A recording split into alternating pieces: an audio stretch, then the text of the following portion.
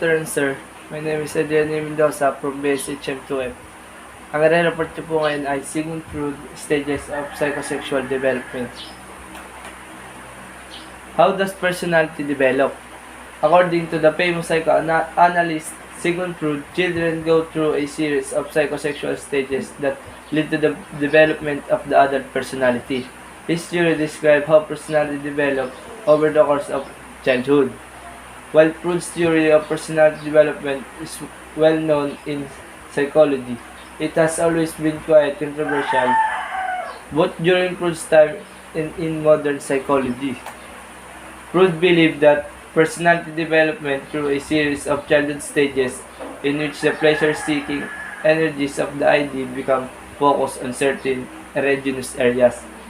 An erogenous zone is characterized as an area of the body that is particularly sensitive to stimulation.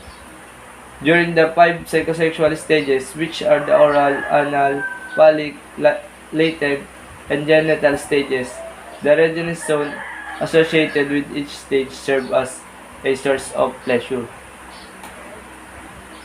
During the oral stage, age range birth to 1 year, erogenous zone mouth.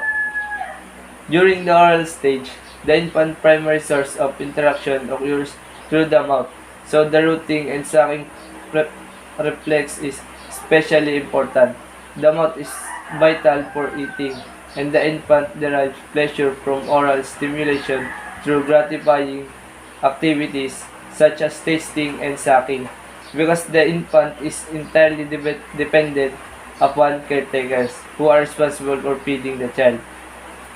The child also develops a sense of trust and comfort through this oral stimulation. The primary conflict at this stage is the weaning process. The child must become less dependent upon caretakers. If fixation occurs at this stage, Freud believed that individuals would have issues with dependency or aggression. Oral fixation can result in problems with drinking, eating, smoking, and nail biting.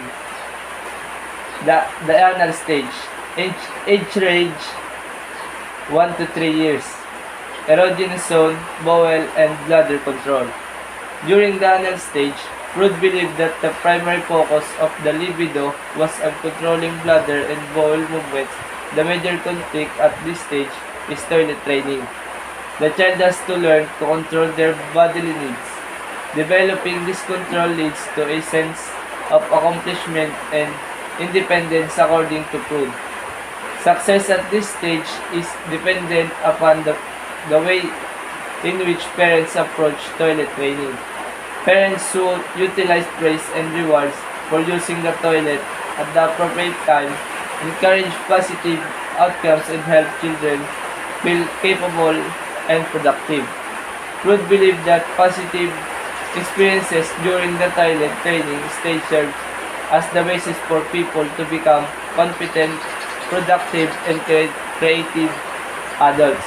However, not all parents provide the support and encouragement that children need during this stage. Some parents punish, ridicule, and shame a child for accident. The phallic stage, age range 3 to 6 years, erogenous zone, genitals. Freud suggested that during the phallic stage, the primary focus of the libido is on the genitals. At this age, children also begin to discover the difference between males and females. Freud also believed that boys begin to view their fathers as a rival for the mother's affections. The Oedipus complex describes these feelings of wanting to possess the mother and the desire to replace the father. However, the child also fears that he will be punished by the father for these feelings. A peer Freud termed castration anxiety. The term Electra complex has been used to describe a similar set of feelings experienced by young girls. The latent period, age range 6 to puberty, erogenous zone, sexual feelings are inactive. During this stage, the superego continues to develop while these energies are suppressed. Children develop social skills, values, and relationships between peers and adults outside of the family. The development of the ego and superego contribute to the period of time. The stage begins around the time that children enter into school and become more concerned with peer relationships, hobbies, and other interests. The latent period is a time of exploration in which the sexual energy repressed and dormant. This energy is still present, but it is sublimated into other areas such as intellectual pursuit and social interaction. The genital stage, age range, puberty to death, erogenous zone, maturing sexual interest. The onset of puberty causes the libido to become active once again.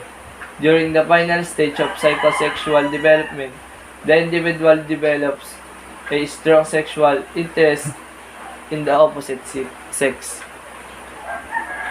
This stage begins during puberty but lasts throughout the rest of a person's life. Where in earlier stages, the focus was solely on individual needs. Interest in the welfare of others grows during this stage. The goal of this stage is to establish a balance between the various life areas. If the other stage have been completed successfully, the individual should know the well-balanced, warm, and caring. Unlike the many of the earlier stages of development, Freud believed that the ego and superego were fully formed and functioning at this point. Ilang po sir at maraming salamat po.